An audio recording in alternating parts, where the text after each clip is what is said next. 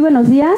Les damos la más cordial bienvenida a este evento del Poder Judicial del Estado de Puebla para conmemorar el Día Internacional de los Derechos Humanos. Agradezco que nos acompañen el día de hoy magistradas, magistrados, jueces y juezas, integrantes del Congreso del Estado de Puebla y del Gobierno del Estado, así como representantes de universidades, barra de abogados, que se encuentran enlazados el día de hoy a nuestra plataforma, así como al público en general que nos acompaña y medios de comunicación que nos siguen a través de nuestras redes sociales. Con motivo de esta importante fecha, el día de hoy contamos con la presencia de nuestro especialista Israel Villacobos, tercer visitador general de la Comisión de Derechos Humanos del Estado de Puebla, quien será nuestro ponente. A continuación me permito leer la síntesis curricular de su trayectoria. Es licenciado en Derecho con especialidad en Juicios Orales y Proceso Penal Acusatorio por el Instituto Nacional de Ciencias Penales. Cuenta con diplomados en materia de derechos humanos impartidos por la Universidad Nacional Autónoma de México y la Comisión Nacional de los Derechos Humanos. Cursó la maestría en Derecho Penal en la Escuela Libre de Derecho de Puebla y actualmente cursa la especialidad en Derechos Humanos en la Universidad de Castilla-La Mancha de España. Formó parte del Poder Judicial de la Federación en el Tribunal Colegiado de Circuito en materia penal en la Ciudad de México como proyectista de sentencias. Fue visitador adjunto de la Comisión Nacional de los Derechos Humanos del 2013 al 2018. Durante su encargo en la Comisión Nacional de los Derechos Humanos, realizó investigaciones para acreditar diversas violaciones a los derechos humanos en temas de desaparición forzada, uso excesivo de la fuerza, tortura, detenciones arbitrarias y retenciones ilegales por parte de Fuerzas Armadas, entre otras. Formó parte del Grupo de Investigación de Campo y fue redactor de los informes especiales sobre los grupos de autodefensa y la seguridad pública de Guerrero. Actualmente desempeña el cargo de tercer visitador general en la Comisión de Derechos Humanos del Estado de Puebla, que maneja el programa Mujer Segura, temas de violencia de género, linchamientos, personas desaparecidas, además de colaborar en brindar capacitaciones a diversas personas servidoras públicas de la 25 Zona Militar en materia de derechos humanos. El día de hoy, su servidora, la licenciada Josefina Estefanoni León, adscrita al área de Derechos Humanos y Género del Consejo de la Judicatura, y el licenciado Israel seremos los que estaremos conmemorando este Día Internacional de los Derechos Humanos. Bienvenido, licenciado. Muchas Adelante. gracias y mucho gusto. Agradezco mucho la presentación. Muy buenos días a todas y a todos para conmemorar este Día Internacional de los Derechos Humanos, ya 74 años de la Declaración Universal de los Derechos Humanos. Es muy importante estar aquí, este espacio. Agradezco de parte del presidente de la Comisión de Derechos Humanos del Estado de Puebla, doctor José Félix Cerezo Vélez. Les manda un cariñoso saludo y muy afectuoso, agradeciendo la colaboración y este espacio que nos brindan aquí para tener esta posibilidad de dar esta pequeña conferencia. Pues muy bien, sin más preámbulos, el tema es derechos humanos, Estado de Derecho y cultura de la legalidad. Pues bien, los objetivos principales es darles esta breve historia del surgimiento del Estado de Derecho y de los derechos humanos, identificar los principales instrumentos que sentaron la base del surgimiento del Estado de Derecho y su relación con los derechos humanos. Ahora bien, también la cultura de la legalidad como consecuencia del establecimiento de un Estado de Derecho y reconocimiento de los derechos humanos. Proporcionar a los asistentes un punto de vista de los organismos públicos de derechos humanos sobre la dignidad de las personas y su relación con el Estado de Derecho y cultura de la legalidad. Pues bien, esta breve historia comienza con 4 etapas que se dividen en Estado territorial, Estado feudal, Estado absoluto y Estado constitucional. Pues bien, el Estado territorial es una corporación formada por un pueblo, es cuando surgen asentamientos de un poder de mando originario, comunidades representan un punto de partida cuando se articulan estos modelos de Estado, dado que tienen que defender su propio territorio o la demarcación en la que se encuentran. El Estado feudal surge a partir de los siglos XIV y XV y se caracteriza principalmente por una poliarquía integrada por la coexistencia y acción de diversos poderes. Entonces, esta soberanía se encontraba fragmentada entre monarcas, parlamentos, señores feudales, la iglesia, el imperio y cuerpos administrativos. La sociedad medieval se fue organizando bajo este sistema de feudos y estamentos. Recordemos que los estamentos eran la división como de las clases sociales, que se trataba de la clase del clero, la milicia y los campesinos. Y por otro lado los feudos, que eran los señores feudos que tenían estas extensiones de tierra y las daban a trabajar. De ahí que se le denomine a este estado o a este modelo el estado feudal. Es una organización política que, aunque más que política, es económica. Este estado feudal, su organización económica se generó generó crisis a partir de la aparición de la burguesía. Surgió este nuevo sistema económico debido a que la burguesía no eran personas como tal como los señores feudales, tenían otras actividades económicas y el fruto de sus riquezas eran derivadas del comercio, entonces estaban a la par. Entonces eso empezó como a incomodar a los señores feudales y empezaron a haber conflictos entre estas dos clases. Entonces así se introdujo la burguesía en el estado feudal, pero de esta forma el estado absoluto es que surge ante esa respuesta a una crisis social, política y económica que se desarrolló en este régimen feudal. Hay esa transición al estado absoluto en el siglo XVI, surgió frente a estos cambios exigidos por el sistema capitalista que trajeron los burgueses, y la naciente sociedad burguesa se consolidó en el mundo moderno la idea de que la función de todo poder político y en todo sistema jurídico es la organización pacífica de la convivencia. Si nos damos cuenta, desde aquí empezamos a ver que la sociedad lo que quería era paz, una organización y estar bien estructurados. Sin ella no había un posible sistema económico, y la burguesía ascendente pues necesitaba justamente esa convivencia ordenada para el progreso de sus negocios. También surgió frente a los cambios exigidos por el sistema capitalista, como les comento, y hubo una pluralidad de factores que propició este surgimiento del nuevo sistema económico capitalista. El derecho romano vino a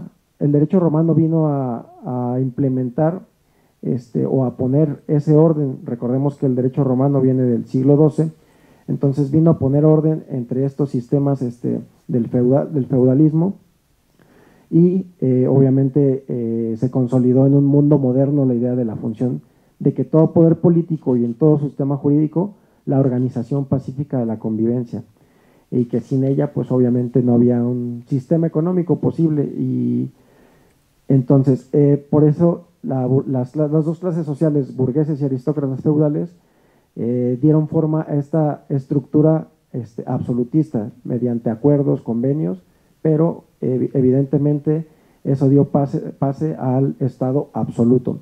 Este estado absoluto tenía como características que introdujo la modernidad jurídica, como bien les comentaba hace rato.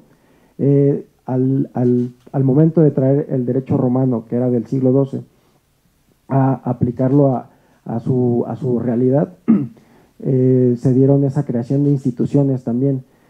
Fue el ejército, la burocracia, sistemas nacionales de impuestos, derecho codificado. O sea, ya era una sociedad mucho más organizada que necesitaba justamente esa organización para tener la convivencia.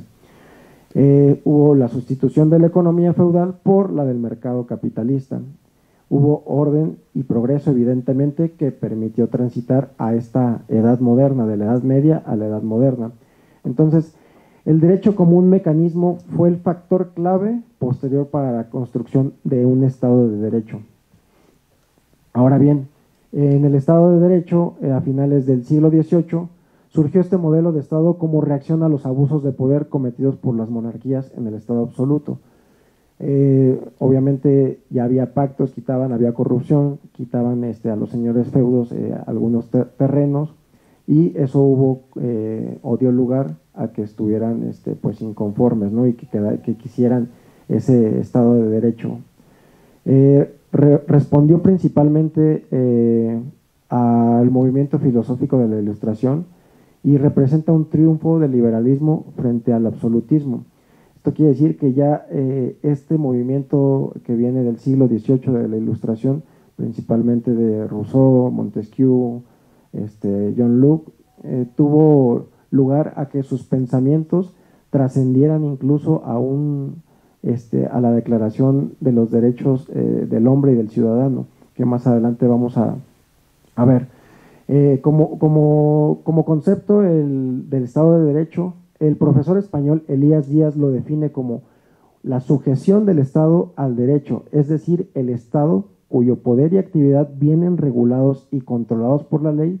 El Estado de Derecho consiste así fundamentalmente en el imperio de la ley, derecho y ley entendidos en este contexto como expresión de la voluntad general.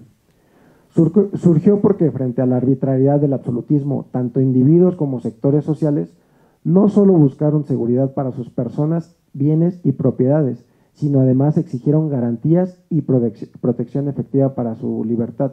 Si nos damos cuenta, aquí ya exigían derechos, ya se empezaban a introducir esos derechos a partir de las necesidades de las personas. Entonces, exigían esa seguridad, esas garantías de protección, de poder tener esos derechos y poder ejercerlos a su vez, lo cual podría alcanzarse únicamente a través de la ley. Este Estado de Derecho tuvo tres corrientes principales, que fue el naturalismo, el racionalismo y el individualismo. En el naturalismo introdujo esta idea de igualdad entre todas las personas, de que todos nacemos naturalmente iguales, y esa igualdad jurídica y derechos naturales. Consecuentemente, también con la Ilustración se hizo el racionalismo, prácticamente basada en la razón humana, la forma de adquisición del conocimiento, y esta razón le sirve al hombre para dominar la naturaleza. Y el individualismo como reacción a la disolución del individuo en comunidades, y se reclama libertad frente al Estado, ya como un ejercicio propio de sus derechos frente al Estado. Esta época de la Ilustración, como les comentaba, fue un movimiento filosófico cultural europeo del siglo XVIII, y se introdujo el predominio de la razón y la creencia en el progreso humano. Introdujo una nueva forma de entender al hombre como centro del mundo, y así que el hombre, la naturaleza y el mundo ya no se explicarían a partir de dogmas divinos, sino de la razón, como lo hacían antes, que eran simplemente esos dogmas divinos, y lo que decía el rey era por dogmas divinos. Esta nueva cosmovisión buscó fundamentos naturales y racionales en sectores de la realidad, como el derecho, economía y Estado. La visión del Estado absoluto se sustituyó por la visión del cumplimiento de la ley. Aquí nos damos cuenta que ya el cumplimiento de la ley era lo que prevalecía y lo que importaba en la sociedad. En esta misma etapa de la Ilustración supone el uso de la razón para explicar la existencia del hombre en el mundo. Los pensadores ilustrados retomaron racionalmente ideas de Hobbes para establecer los nuevos fundamentos del Estado liberal, donde se encuentra pues ya el Estado de Derecho como tal. El contractualismo cumplió con la tarea de construir una nueva legitimidad articulada a partir de las ideas de la Ilustración, y proporcionó una explicación racional al origen de la sociedad y del poder. Sus fundamentos se basan en el consentimiento. Las personas pactan con sus semejantes un respeto mutuo. Aquí nuevamente podemos ver que existe un sentimiento común de todas las personas de que exista paz y un respeto mutuo, pero obviamente tenía que estar expresado en la ley para que pudiera aplicarse. La separación de poderes, principalmente Montesquieu trajo esta corriente a través de la teoría de la división de poderes, y tiene la idea de que un gobierno moderado donde la división de poderes será la mejor garantía para evitar la unidad de poder. Dice que no hay libertad si el poder de juzgar no está bien deslindado del legislativo y del ejecutivo, pues de lo contrario podría disponer arbitrariamente de la libertad y la vida de los ciudadanos, por lo que el juez sería legislador.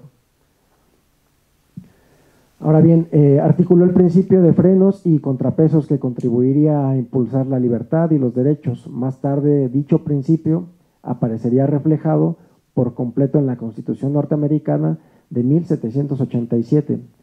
Y aquí es lo que viene ya lo más importante, que la Ilustración, a través de sus principales pensadores que les comenté, John Locke, Montesquieu, Rousseau, sentaron estas bases para construir un nuevo modelo de Estado, reflejándose o concretándose o cristalizándose ya propiamente en la Declaración de los Derechos del Hombre y del Ciudadano. Esta fue aprobada por la Asamblea Nacional Constituyente Francesa el 26 de agosto de 1789. Aquí este es el documento clave y es la base creo que del nacimiento de los derechos humanos y del Estado de Derecho como tal.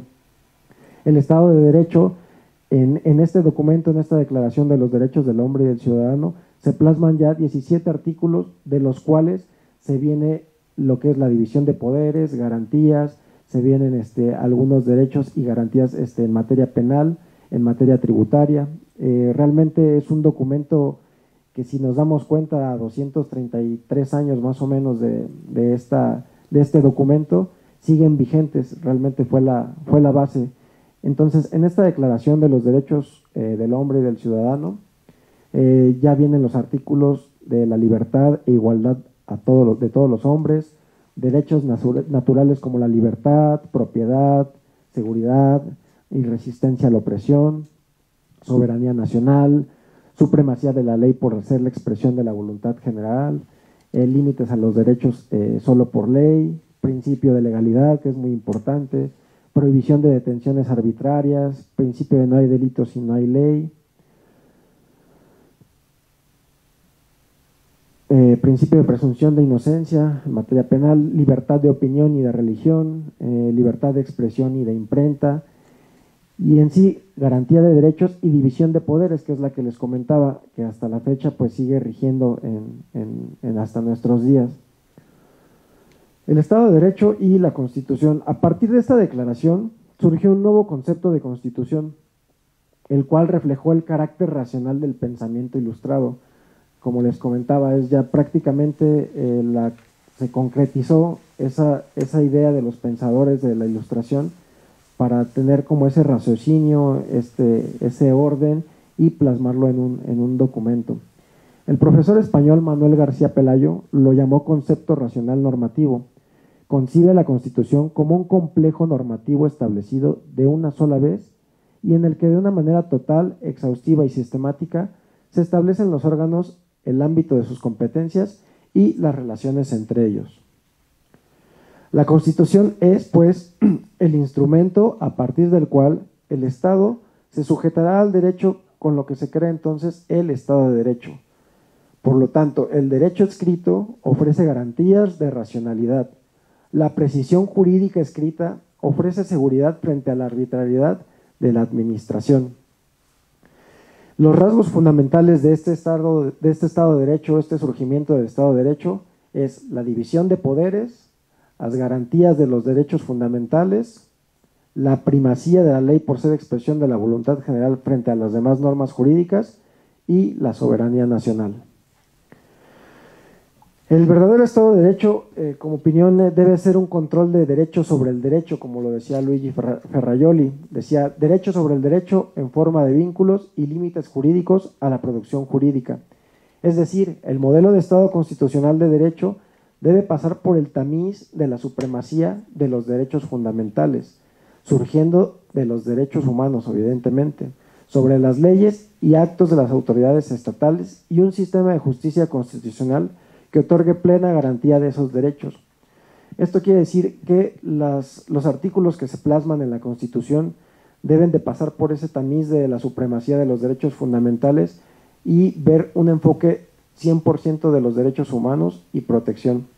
Estos derechos fundamentales pues, obviamente se ven positivizados ya en una Constitución, que es el verdadero Estado de Derecho. Respecto de la cultura de la legalidad, este principio de cultura de la legalidad se relaciona mucho con el Estado de Derecho, ya que se traduce en una certeza de que la autoridad estatal solo podrá actuar con fundamento en algún precepto legal. Entonces, ese precepto legal previamente ya establecida, pasando por los procesos legislativos, es lo que va a hacer que se cumpla.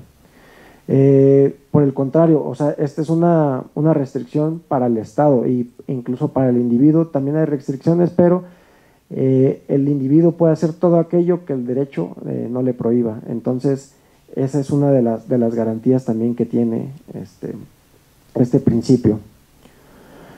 Este principio de legalidad en México es reconocido en la Constitución Política de los Estados Unidos Mexicanos, en los artículos 103 y 107, pues consagran ahí el juicio de amparo como una forma de ejercer esos derechos y esa protección, como un mecanismo en el que los ciudadanos pueden impugnar esos actos de autoridad que no se ajusten a lo establecido por las leyes, ya sea que hagan más allá de lo que les corresponde a las autoridades.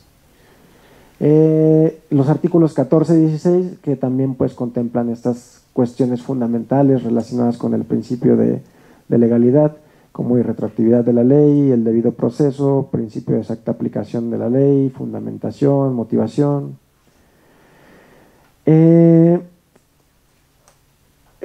Bueno, en la cultura de la legalidad, lo que podemos decir es que hay dos aspectos. Un aspecto que es para el Estado y otro aspecto, bueno, el Estado o las instituciones, y otro aspecto que es para las personas o los ciudadanos. Aquí esta cultura de la legalidad tiene que ser como un convencimiento de querer aceptar esa ley para un bien común, para tener ese orden. Los estados y los estados o el Estado en las instituciones deben de tener esa cultura de la legalidad bien centrada en los derechos fundamentales, que son los derechos humanos.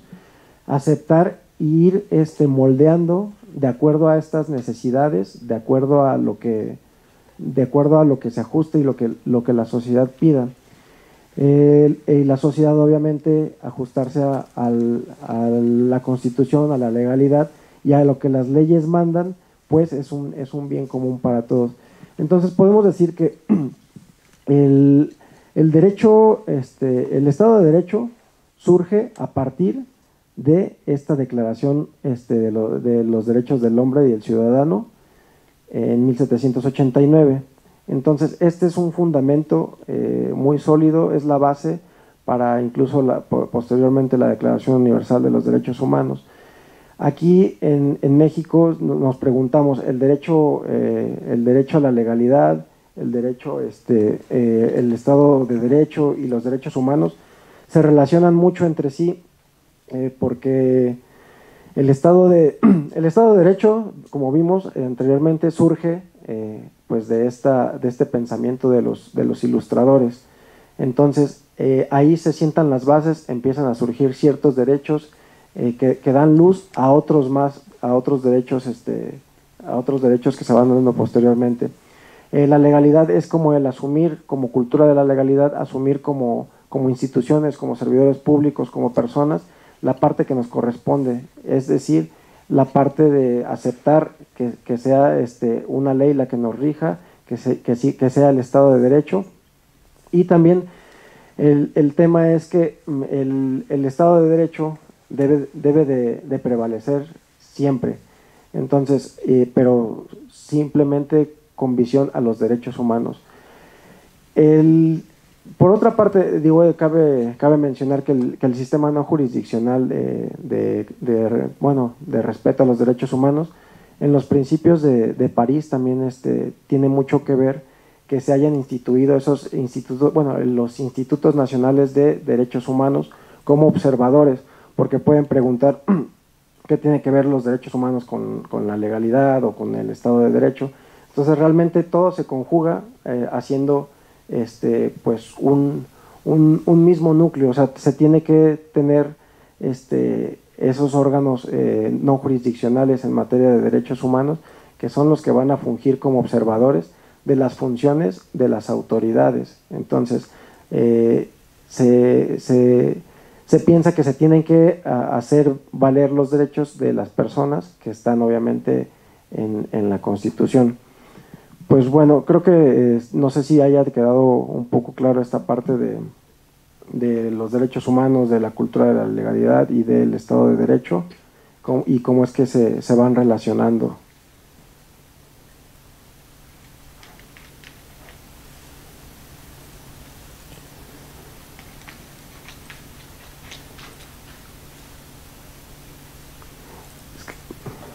Sí.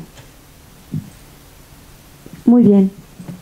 Vamos a ver si por parte de nuestro público tenemos algunas preguntas para que nos pueda apoyar nuestro especialista en estos temas.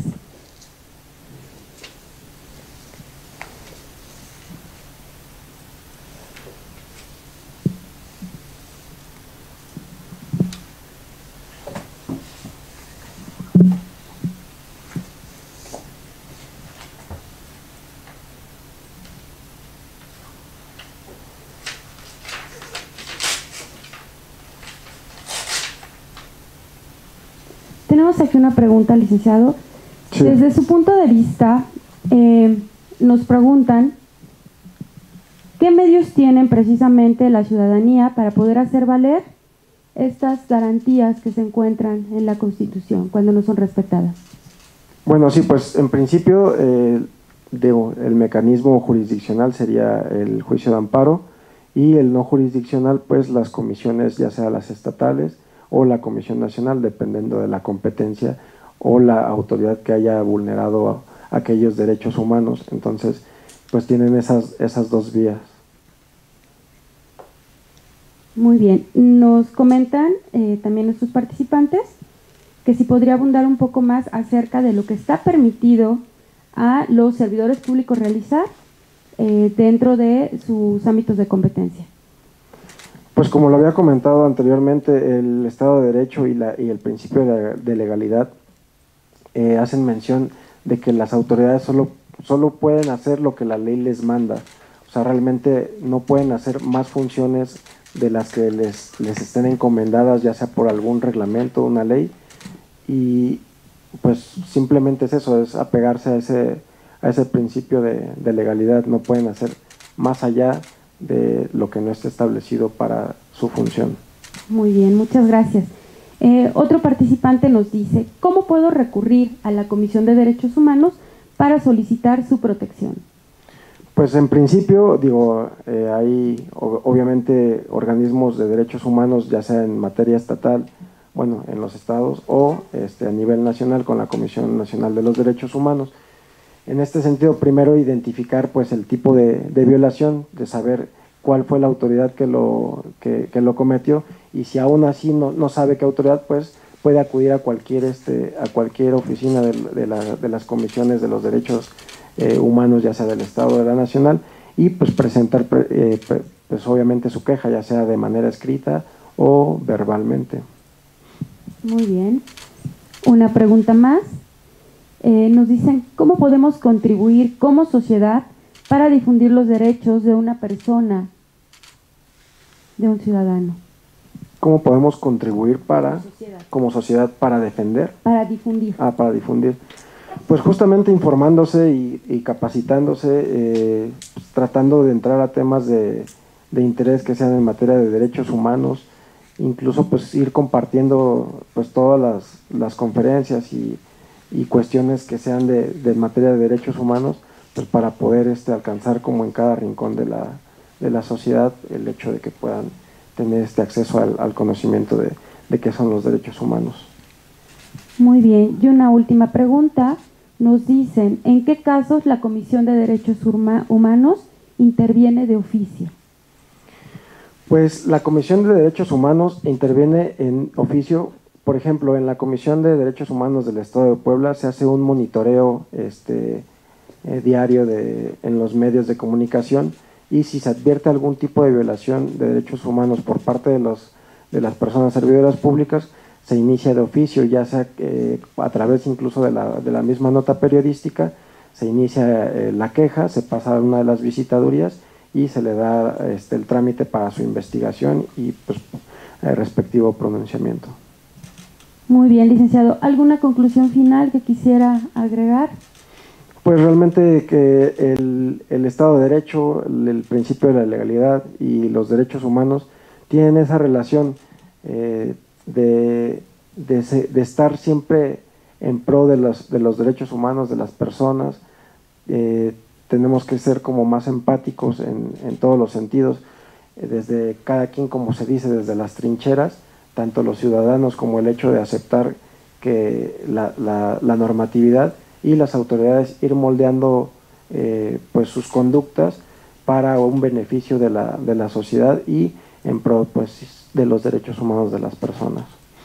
Muy bien, pues agradecemos a nuestro especialista la información que hoy ha compartido con nosotros, a todas las personas que participaron en esta ocasión, que sin duda es muestra del interés y del compromiso interinstitucional de seguir trabajando en favor de promover, respetar y garantizar los derechos humanos de todas y de todos.